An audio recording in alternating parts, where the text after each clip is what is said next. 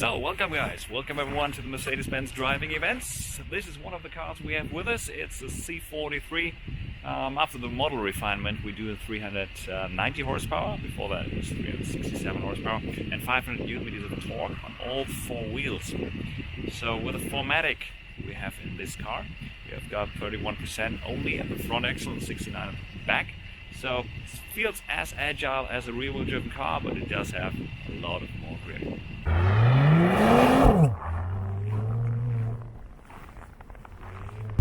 Taking it sideways, I'm gonna do a left foot braking, turn it into the next right-hander, wait for the backhand to come around, on the gas again, all the way sideways, corrected with the steering, wait for the pendulum effect, slightly touch the brakes, let the backhand come around, on the gas, all the way sideways to make it up to the straight, looking for some grip here, and now on the straight, Scandinavian flicking it into it to get the right momentum here.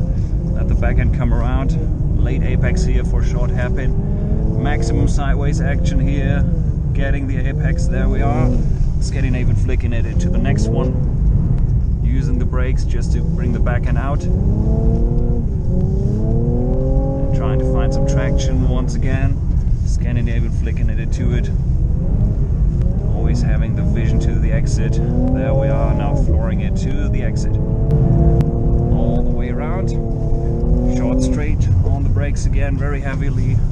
Counter steering it into the corner, waiting for it to come around all the way. Nicely entrance.